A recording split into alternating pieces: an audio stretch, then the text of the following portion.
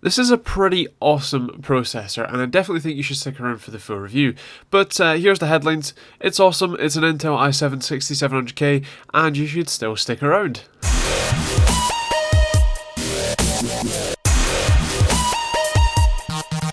Check out our website at TechteamGB.co.uk for more info on both this and many other products, and also up-to-date news on all things tech. Stick around for this awesome video. Now, generally speaking, there isn't too much to show with processors, so I thought I'd do some artsy shots instead.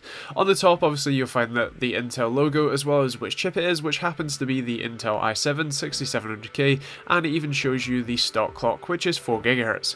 Actually has a boost clock to 4.2 GHz if it so desired it, and on the back, as you can see, plenty of resistors and capacitors, as well as the 1151 pins to match the socket 1151 socket really.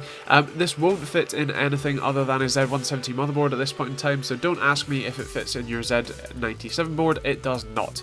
Has to be Z170. You'll also pretty much only be running DDR4 with this, so you may need to take that into consideration if you're looking to upgrade. Now this is a 4-core 8-thread, or otherwise known as hyper-threaded CPU, and it's got a 91W TDP, 14nm process, and 16 PCI lanes, so if you did want to run SLI or Crossfire, you're all good there. Also, as I said, you will need DDR4, and generally speaking, if you want to check out some of these Z170 motherboard reviews I've done, feel free to click the link in the description down below. Now, I compared this to the last generation i7, the Devil's Canyon 4790K, and the i5 6600K, with some, I guess, both surprising and generally expected results, with the 4790K and the 6600K pretty much coming out the same, and the 6700K being, generally speaking, clear among the rest.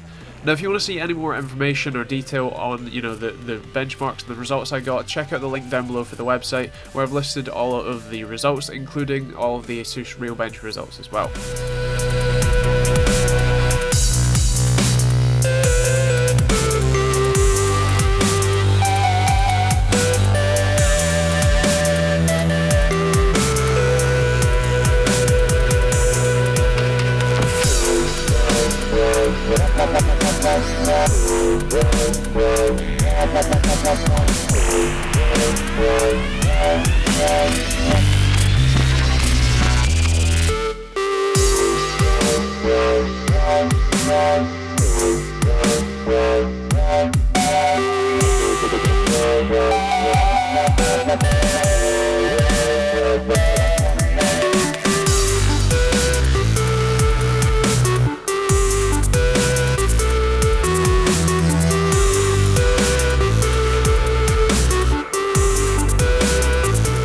This is pretty awesome. I mean, obviously, as you saw with the real-world gaming benchmarks, you won't see too much of a difference. I would only expect to see maximum of 5 FPS on average, but something to take note is that this isn't necessarily the kind of killer moment to be testing this, as DirectX 12 games are looking to use a lot more of the CPU horsepower, including more cores, which is something that this excels at. In terms of the kind of ASUS Realbench heavily multi-threaded sort of test, which, by the way, if you want to see the full results or anything, the actual numbers, check out the link in the description down below for the website. But in terms of the heavily multitasking kind of application or test that it does, the 6700K got just shy of 100,000 points.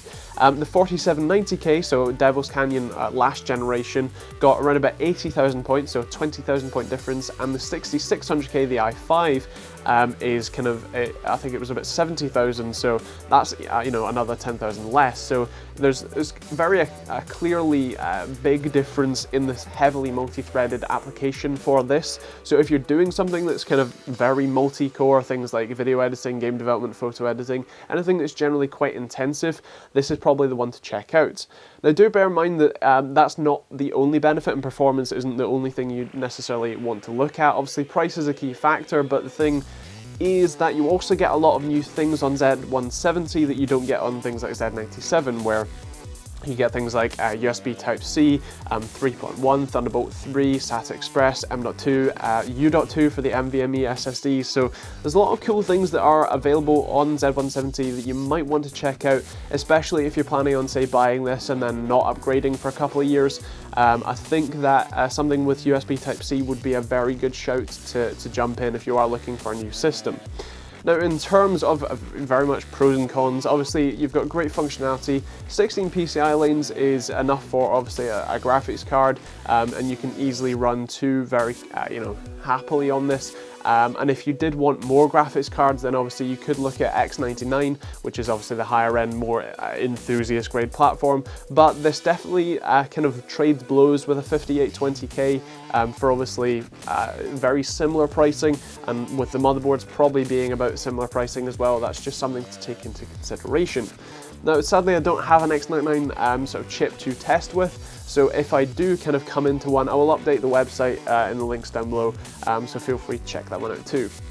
Other than that, in terms of scoring, you're going to get a 4 for 5 money because it's not the cheapest sort of Skylake chip on the market, and it's not the best bang for the buck. It's certainly awesome, which is why it's getting a 5 for performance. It's also going to have to get a 5 for functionality, and well, I guess it's going to get a 5 for style because, well, it looks quite cool and there's not much to show. I guess the box looks cool too.